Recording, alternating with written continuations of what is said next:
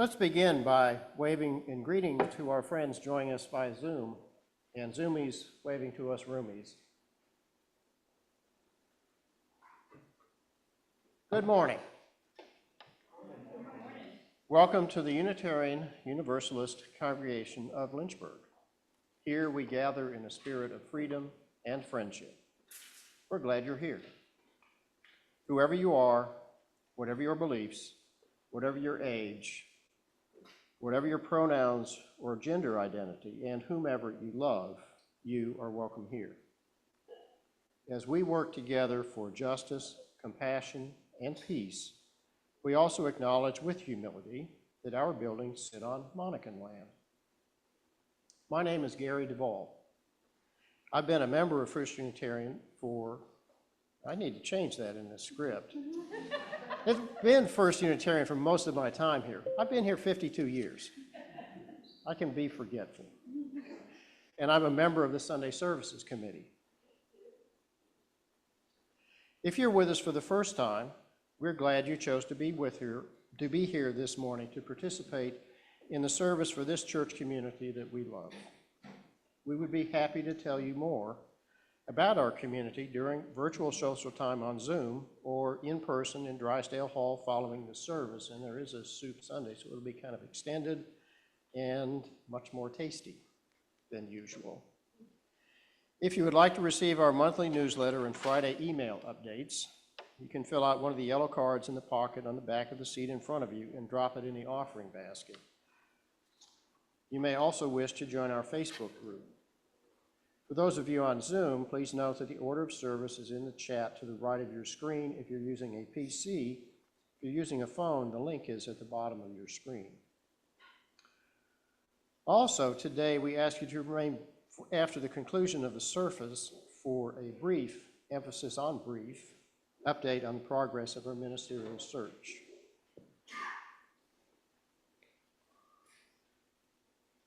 And Just a note that Mike? I should be mic'd. Oh. Yeah. Just a note that Reverend Terry's birthday was while she was away, and so we have a card to sign during Soup Sunday, or even if you're not staying, just flag me down before you go so you can sign the card.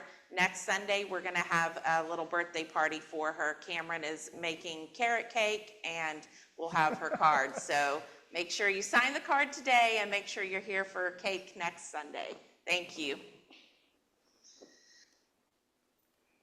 As we enter our time of worship, we light the flame of our chalice, sharing these words. May the light we now kindle inspire us to use our powers to heal and not to harm, to help and not to hinder, to bless and not to curse, to serve you, O Spirit of life. Our opening words this morning were written by Chad A. Snyder. We truly know far less than we think we do, but let us know this much. We are not alone.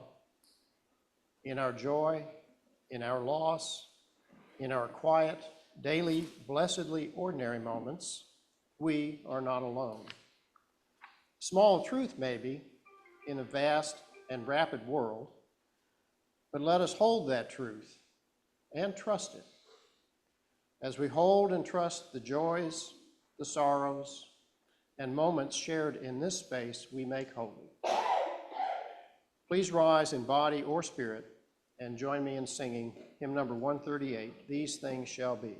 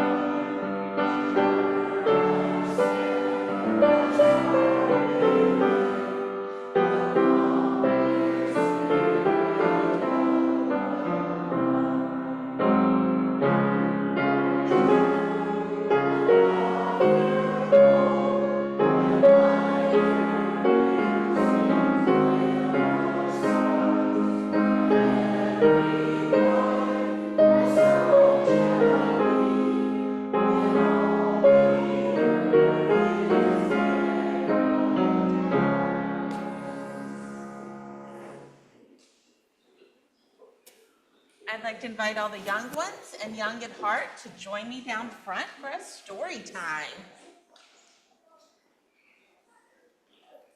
Good morning. Look at how much green we have today. I think a lot of us are ready for St. Patrick's Day, right? And yeah, because we've all got some green somewhere. We did. Yeah, I see it. We did well. All right, so this month we've been learning about the theme of, does anybody remember? I know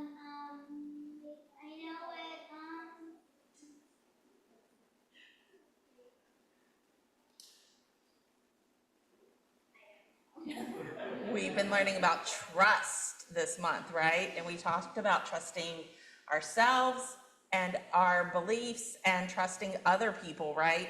So today we have a book called A Happy Place. Yeah. This little kid, look at their star. They look like they're feeling pretty happy.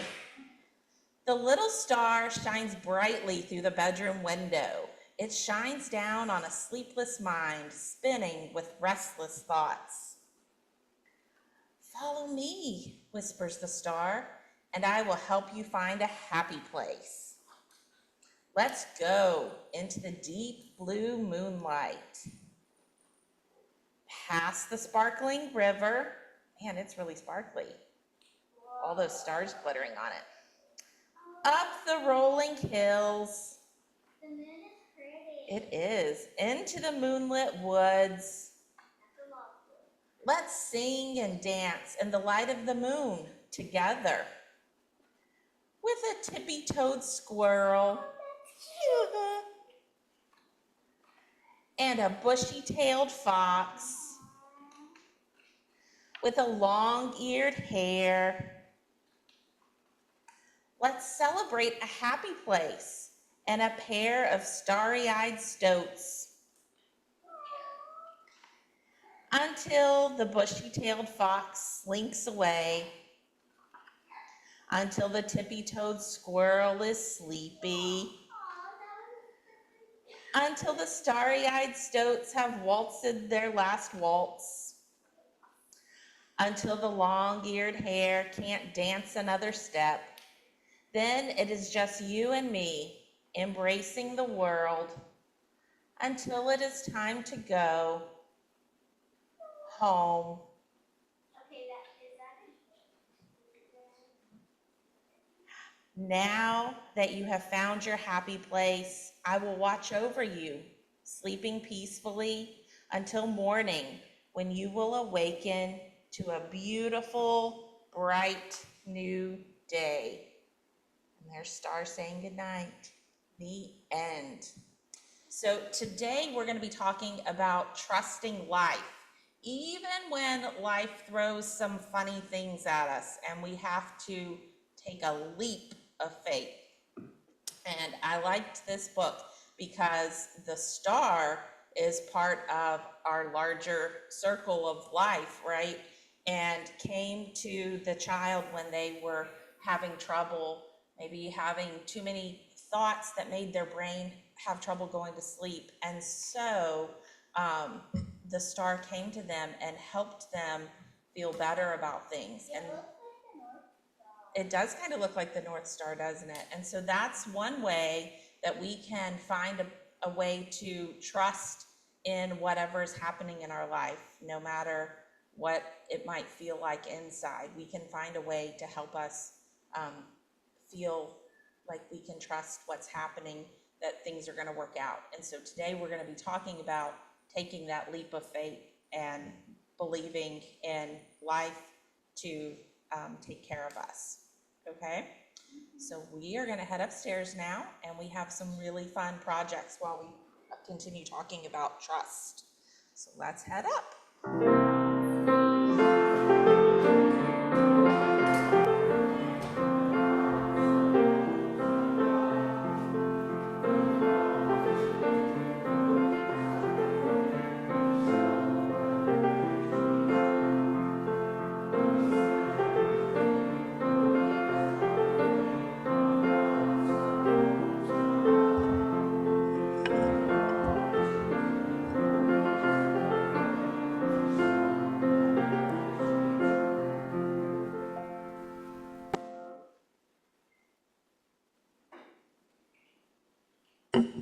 This is a Generosity Sunday. I'm Molly McLennan. Ramona Battle called this morning. She's not well, and she's really sorry that she couldn't come today to tell us about the Silent Witness Project. I learned about it at an NAACP dinner. They are plaques that are put into the sidewalk to honor events, people, places that were important during the times of slavery.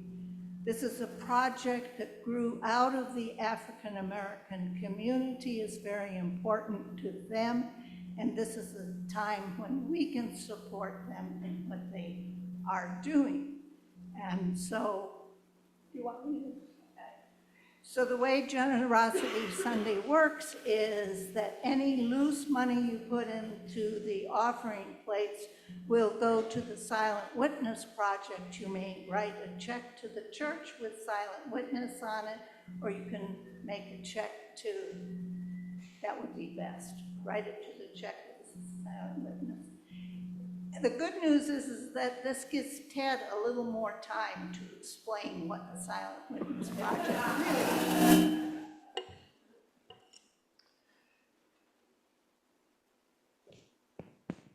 The ministries of our church are supported by the love, talents, and efforts of our many volunteers and staff, as well as the monetary support of our members and friends. If you found this church to be of value in your life, then I invite you to be generous, as the morning offering is freely given and gratefully received. And I'm not sure how you do it from online now, because we've changed to Venmo, and there's a link, and I haven't used Venmo, so good luck. Anyway, Chris, Priscilla?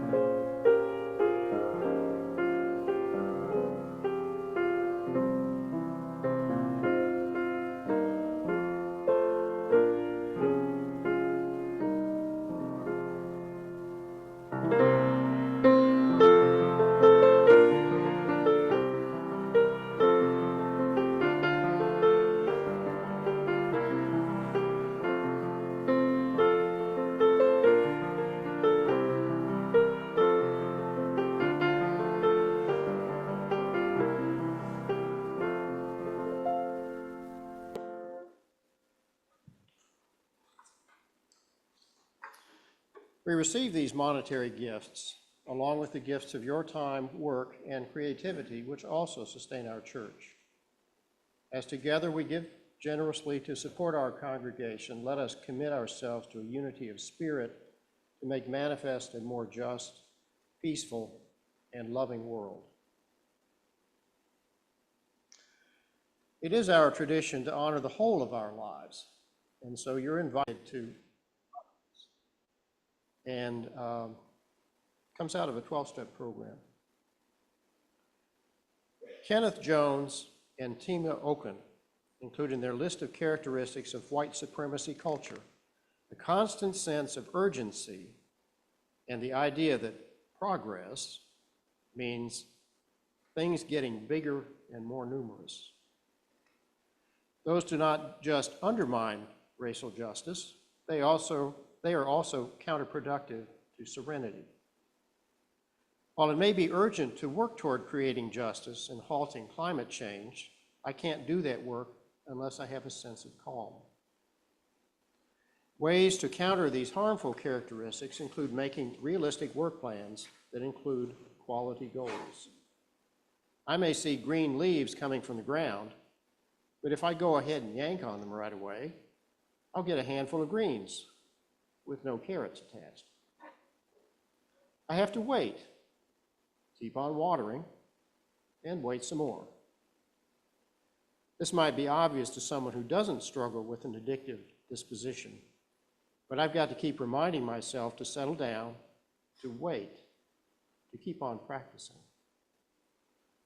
The beauty of continuing to practice, to wait, to do just one thing at a time, is that through patience, I'm gifted with not only carrots, but also another day of sobriety.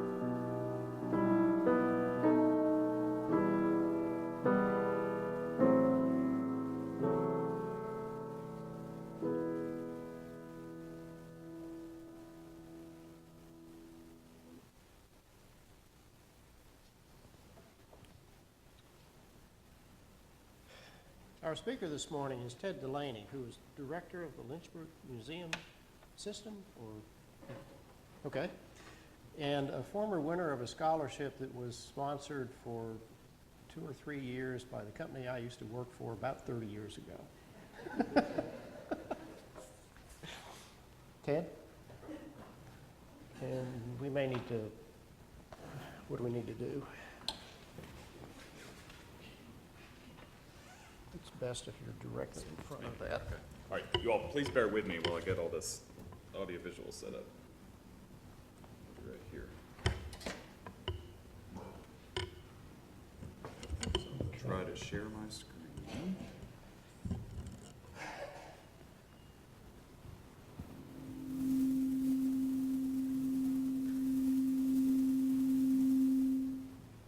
Okay, that's a good sign. Now, will it advance?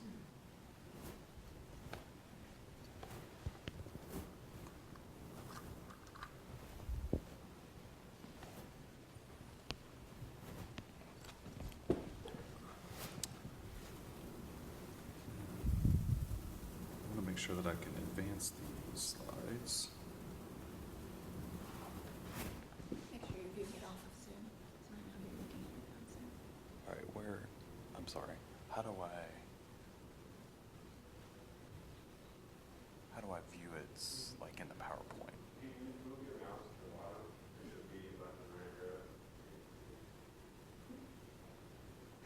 Can you get out of full screen? Maybe stop sharing? Okay, yeah.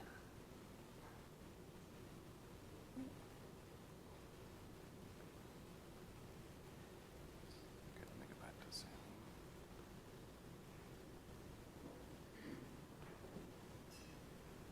Uh-oh, I think you left, did you leave it? Uh-oh.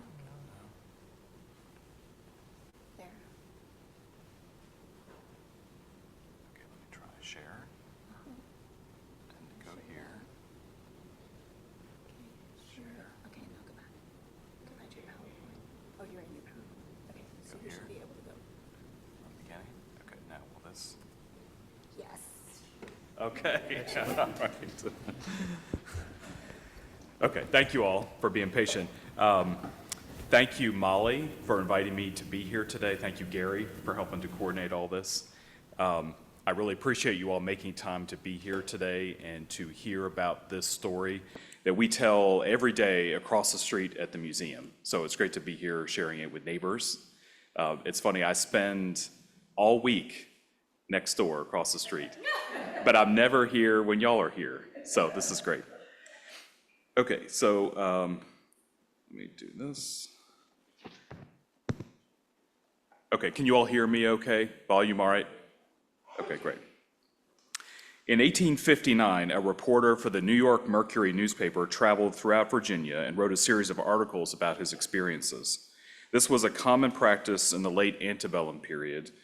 Writers from the North traveling throughout the South to report on what most Northerners thought was the peculiar, bizarre world of the South, the world of Uncle Tom's Cabin and Stephen Foster songs.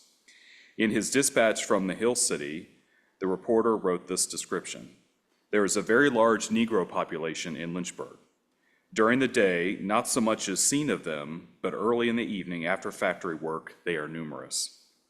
He seemed to encounter enslaved people at every turn: a porter at the railroad depot, a coachman to shuttle him to the hotel, a bellman to carry his luggage, a waiter to serve his food in the dining room. On a tour of a nearby tobacco factory, he noted, quote, 'The operatives are all slaves, male and female, adults and children. Their nimble fingers do not stop, although upon your entrance, every eye wanders to your face.'" Another travel writer a decade later described his short walk from the railroad depot at the bottom of 9th Street, near where the Depot Grill is today, up 9th Street to his hotel on Main Street. He wrote, quote, "On either side of the street were stone pavements, crowded with Negroes. Colored children gambled on the flagstones, colored mamas smoked pipes in the doorways of shops, where colored fathers sold apples, beer, and whiskey. Colored damsels with baskets of clean linen in their stout arms joked with colored boatmen from the canal. Colored draymen cursed and pounded their mules, and colored laborers on the streets enveloped me in a cloud of suffocating dust as I hastened by. A Pennsylvania civil engineer hired to oversee the construction of the James River and Kanawha Canal at Lynchburg wrote to his mother in 1835 with this brief but harsh first impression of the town: filth and Negroes, Negroes and filth. That was 1835. All of these accounts underscore an essential fact of local history that is often overlooked today, and that is that enslaved African Americans came to define who and what Lynchburg was by the early 1800s. Nearly half of the city's population was Black between 1800 and 1865. And this is just one example from the 1850 census showing you that almost equal breakdown. And the vast majority of these people of color were enslaved. Does anybody know today what the African American percentage of the population is? Anybody know? Want to guess? Yes, it's 26%, so it's almost half of what it was in the 19th century. So just imagine what we know of today as Lynchburg and doubling that population. In fact, research has shown that there were more enslaved people in Lynchburg per capita than in any other large town or city in the Commonwealth in this period, the late antebellum period. Because of this demography, and because Lynchburg was so closely connected to Richmond, the Hill City developed a thriving slave market and became the largest one, in fact, in Virginia west of Richmond. With this new understanding of Lynchburg's history, this new understanding is largely the result of Silent Witnesses, and that's why I am here today. Silent Witnesses is the collaborative public history project between my museum, the Lynchburg Museum, and the Legacy Museum of African American History. It was begun in 2021, and its mission is to document the enslaved experience of people of African descent and the related sites in Lynchburg, Virginia, as well as to educate citizens of all ages about this history. And to date, the best, maybe most visible way we've done this is through markers on sidewalks and downtown streets. Have any of you all seen any of these before? They're 16-inch square, flat to the ground in sidewalks. I'll show you some more examples here. This is one being installed 2 years ago on Court Street, near Court Street Baptist Church. The inspiration for this project was the Stolperstein project in Europe. Anybody heard of this before, Stolperstein? Stolperstein is a German word literally meaning stumbling stone or stumbling block. And it is a project to install concrete cubes with brass plaques on top that are fairly small. These might be 6 or 8 inches square, inscribed with the name and the life dates of victims of Nazi extermination and persecution in Europe. This was begun by a German artist in 1992, and to date, there are over 100,000 that have been laid across Europe. This is the world's largest decentralized memorial because they're literally everywhere. They're all over the continent of Europe. Here's an example of one close up that translates as, "Here lived Ida Ahrensberg, born Benjamin, or maiden name Benjamin, born 1870, deported 1942, murdered at Theresienstadt on September 18th, 1942. So in marking sites in Lynchburg based on this project, the Silent Witnesses Board established some priorities and strategies. We wanted to select sites that have no other interpretation or obvious association with enslavement. We wanted to balance sites of suffering, labor, and victimhood with sites of humanity, creativity, and agency. We wanted to limit sites to downtown Lynchburg to help promote walkability, so not to spread things all over Central Virginia, but to promote this being a trail that you can walk to the various sites. And wherever possible, we wanted to include the names of enslaved people on the plaques. So I'm going to go through, we installed 6 in 2023, about 2 years ago, and we have 5 more that will be installed this year, and I'll go through those just so you all know what's been done. So if you look in the upper right of this map, you'll see African Church. So the first site that we marked was the African Baptist Church, which was in the 500 block of Court Street. The plaque reads that near this spot stood Lynchburg's first African-American church, known as the African Baptist Church. Its congregation consisted entirely of enslaved and free black members, although by law it had to have a white minister and white trustees. The two-story structure, which had been an old theater, was repurposed as a place of public worship in 1843. The structure burned in 1866, and a new church was built on the site in 1867. And then that church was torn down, and the one we know today, Court Street Baptist Church, was built just a few years later. The James River and adjacent James River and Kanawha Canal were Lynchburg's commercial lifelines until the advent of the railroads in the 1850s. Countless enslaved people were transported between Virginia's largest slave market in Richmond and Lynchburg by both river and canal. Enslaved men provided much of the labor to build the canal beginning in the 1830s. African Americans were also integral to the daily operation of bateau and canal boats on the canal as pilots, polers, deckhands, stewards, and stevedores. Knight's Tobacco Factory is another site that we marked. This is on 12th Street near where Harrison comes into 12th. This four-story brick building, constructed in the late 1850s for the James V. Knight family, is one of maybe only one or two surviving antebellum tobacco factories in Lynchburg. Before the Civil War, nearly half of the city's population was enslaved, as I mentioned earlier, and most of them toiled in dozens of factories like this one. Enslaved and free black laborers of all ages worked in unsavory conditions to process raw tobacco leaves and manufacture what were called plugs of chewing tobacco. Their forced labor brought great wealth and international fame to the Hill City. Here's a picture of the facade of the building on 12th Street, and then you see on the right what it looks like on the backside from Dunbar Drive. Here in the 700 block of Harrison Street once stood a group of brick and wood frame tenement houses known as Leftwich's Row or Negro Row.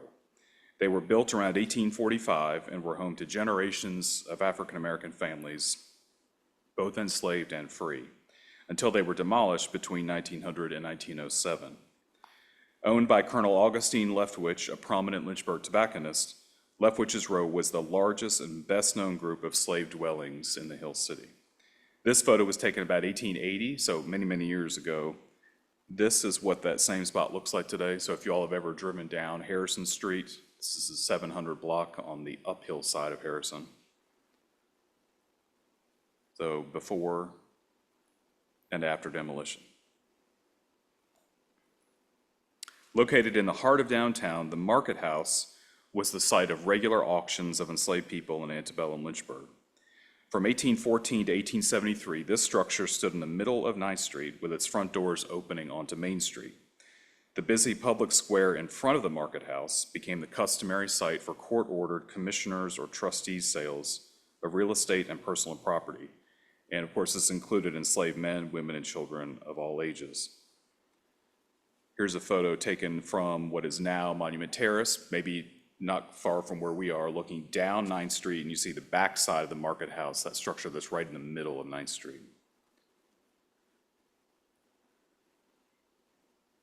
Seth Woodruff operated Lynchburg's most active and infamous slave market in Lynchburg, pictured here on the west corner of Commerce and 10th Street between 1846 and 1865. Woodruff's extensive brokering and auction business catered to buyers from the Deep South as well as to local and regional trade. His property included a 3-story brick building and a fenced yard with a large auction block in the center. Regular newspaper advertisements describe the facilities as secure as the city jail. And here's just one example. He advertised in local papers almost every single day. You can go to the same spot on page 3, usually in the lower right, and find this advertisement where he's telling you that he's looking for people to buy or to broker, and that he's very careful to tell you in the very last line that you can trust that this place is as secure as a jail. Woodruff was notorious enough that Harriet Beecher Stowe, author of Uncle Tom's Cabin, actually included a reference to him in her Key to Uncle Tom's Cabin, which was a compendium explaining and defending her work, published just a few years after the novel. All right, so those were the 6 sites that we marked 2 years ago. And I'm going to go through briefly the sites that we are hoping to mark this year, or planning to mark this year. The first is the Franklin Hotel, which was on Main Street near the corner of 11th. And it's pictured here, the building in the center with that tall cupola in the center and the flag. The Franklin Hotel, later known as the Norval House, opened at this site in November 1817. The front of the hotel was regularly the site of sales and auctions of enslaved people from 1817 until the late 1830s, when most sales moved to the market house. An estimated 500 to 1,000 individuals were sold here during those years. The hotel was a busy hub of daily life in downtown Lynchburg, not only as a place of lodging and dining, but also a place for business meetings, property auctions, political and social gatherings, and exchanges of goods and services. Here are 2 local newspaper advertisements that describe sales that are coming up, and in both cases they tell you that these will take place at the Franklin Hotel, or the common expression was at the door of or on the front door of the hotel, so that would be the sidewalk.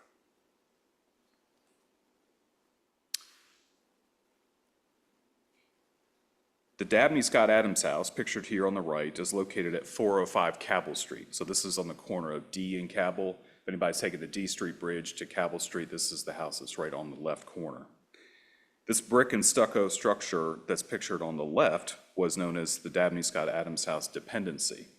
And it was built around 1853 to house individuals enslaved by the family of Charles and Sarah Scott.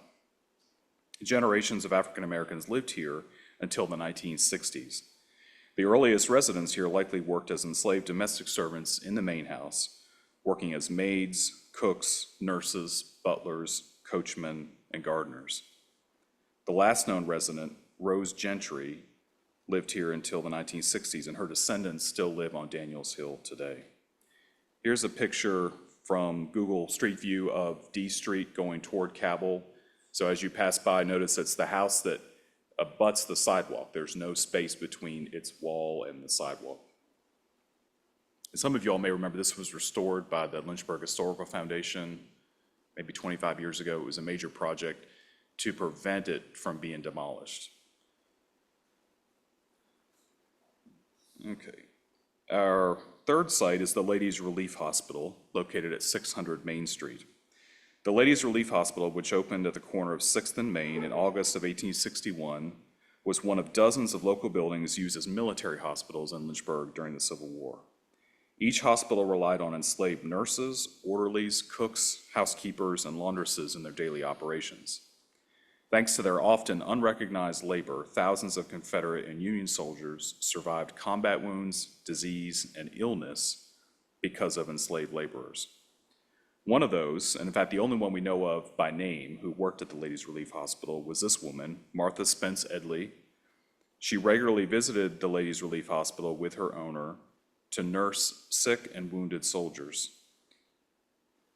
It was later remembered that Martha, pictured here, washed and dressed wounds in ghastly conditions, often without drugs or disinfectants.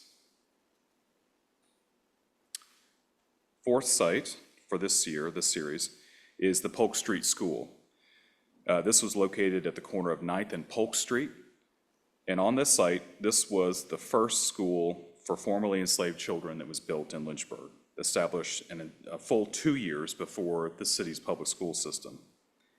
The school was organized by the Howard Educational Association, a group of leading Black citizens who knew the importance of education in uplifting their race out of slavery. The public school system in Lynchburg rented this building from the Howard Educational Association until 1939 and used it as an African-American elementary school. And this is the state that you see it pictured in here just before it was demolished in 1945. It was known affectionately, or maybe pejoratively, by residents as the chicken coop because of its poor conditions and overcrowding. But despite this, was historic as being the first school in Lynchburg to educate formerly enslaved children. This is the site today. So there's a Habitat for Humanity house on the site, but look at the concrete steps. Let me go back. So notice the steps on the left there, the concrete wall and the steps, that's all still there today. All that infrastructure is right there on Polk Street. Okay, the last of the sites this year is the home of Robert Williams, located at 63 Taylor Street in Tinbridge Hill. Here was the home of formerly enslaved man Robert Williams for the last 7 years of his life. Williams recounted his experiences while living here in 1937 as part of the Federal Writers Project of the Works Progress Administration, the WPA. In his narrative, Williams remembered being hired out to work on the railroad as a cart driver and later to build fortifications in Madison Heights during the Civil War. He also described instances in Lynchburg of corporal punishment of captured fugitive slaves and the degrading sales tactics of the city slave market in front of the market house. He actually describes there being a large rock in the middle of that intersection, 9th and Main, and slaves being placed up on the rock during the auctions. So those are the 5 sites that we are going to be marking or planning to mark this year. But we have plans to mark many more. We have a list actually of about 40 or 50 more sites we'd like to mark. And really the only limiting factor right now is funding. So it costs about $1,000 per marker. With tariffs, that's likely to go up, cost of metals. So who knows what it will be. But we're hoping each year to do 5 or 6 markers. So we are hoping to then raise 5,000 or 6,000 every single year to keep this project going. One thing that's coming up that I wanted you all to know about was our celebration of Lynchburg's Emancipation Day. So in Lynchburg, this was a surprise to me until fairly recently, for at least 50 years after the end of the Civil War, Emancipation Day was celebrated by the local Black community.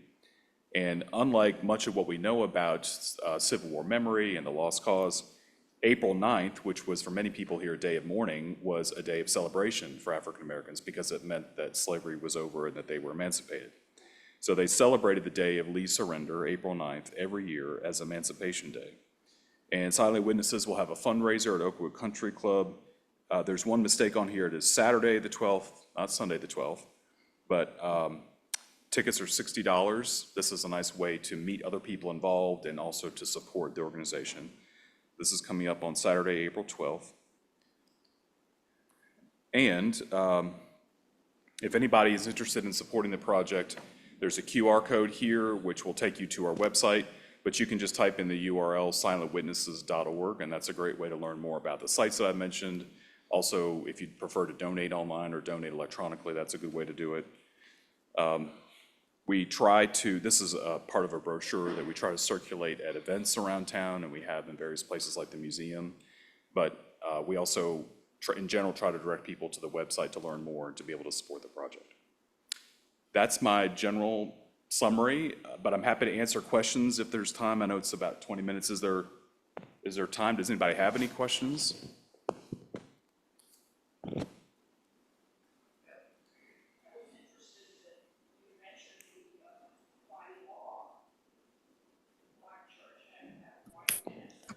Please speak into a microphone. Thank you.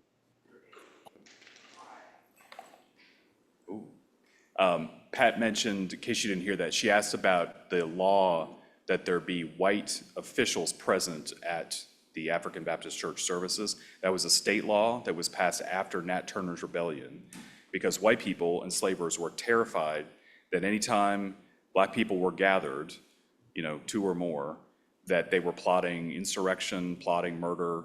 And so the General Assembly passed a law that if they gathered, which they wanted them to do for church and in some cases for religious education, that there had to be white leaders present and people who could make sure that nothing was happening that they didn't want.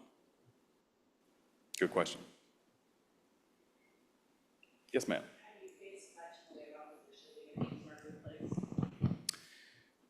Yeah, I was just asking if there's been opposition to having the markers placed at all? Yeah, so I believe I have only seen one comment online, which is a miracle, on Facebook.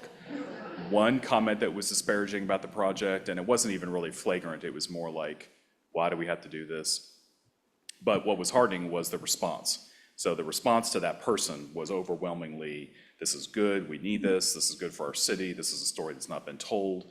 And again, going back to the principle that if half of our city was this population that was enslaved, why is that story not being told in equal measure with the other things from the period? So there was a lot of good defense of it, and thankfully, I've heard overwhelmingly positive things. I even had somebody who owns a building on Main Street offer it as a museum for silent witnesses. So it's clearly something that is resonating and that there's support for. Did the African American population decrease over the years because people wanted to move to more urban city areas Yeah, to that, survive? yeah, that's a great question. So it was two factors. One was the tobacco industry, which was driven so heavily by African American labor, gradually moved out of Lynchburg. It moved south to places like Durham, Raleigh, Winston-Salem. The entire tobacco industry moved south of us. And so those workers followed that industry and went to places like North Carolina and South Carolina. But in a more global sense, it was what you mentioned. It was the fact that as the Jim Crow period progressed and as people realized how limited their economic opportunities were here, how they were shut out of politics, and also saw opportunities to the west and to the north, there was a great migration of people out of Lynchburg to places north and to west. And on a graph, it's a very steadily declining number down each year. After about 1890 or 1900, out migrating to other places. I think ultimately it was the lack of opportunity, economic and political, because I think they would have found other jobs in industries here, other industries like the shoe industry that took over after tobacco. But when parents saw how limited their children's opportunities were here, it was a tide they couldn't overcome. Good question. This is not really a question, but I brought in some newspapers that feature ads for slave runaways and slave sales. I'll have it out in the main room. Thank you for doing that. I should note that every single newspaper from Lynchburg, from the 19th century or from before emancipation, had slave sale ads in it, notices of auctions, runaway slave ads. It takes no effort to find these things, and so it's pretty clear looking through the papers how important this was to the local economy, to daily life, how much energy was spent on the institution of slavery and dealing with people's rebellion and resistance to it here in Lynchburg. And I appreciate you bringing in some of those examples because they're fascinating. My favorite is the one where the guy puts the headline "California Gold" at the top in big letters, just purely to get your attention. His ad had nothing to do with California Gold, but in the 1850s, everybody wanted to hear about California Gold. The original bait and switch. Exactly. And then you find out it's about he's looking for people to buy and sell. Thank you. Okay.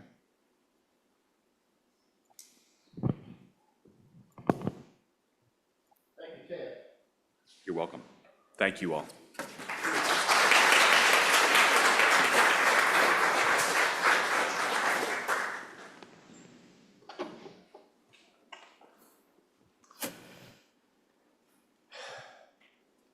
Please rise in body or spirit and join me in singing hymn number 134, Our World is One World.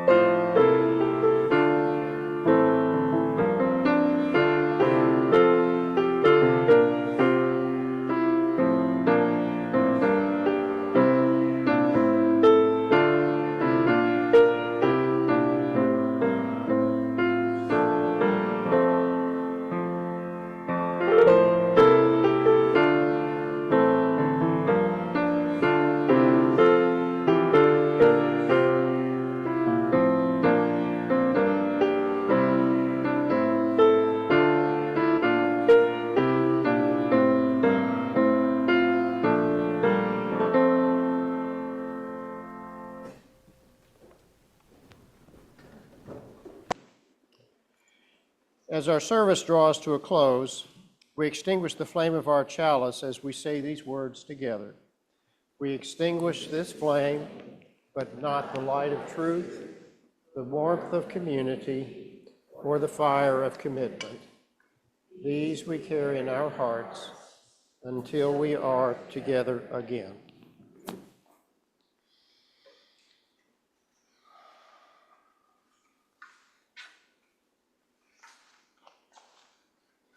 Let's wave farewell to our friends on Zoom, and they can wave farewell to us. Our closing words are written by Fred Lamont. When times are dark, the way becomes clear. Trust in your breath. Rest in your heart. Bow to the stranger. This is the gospel of astonishment.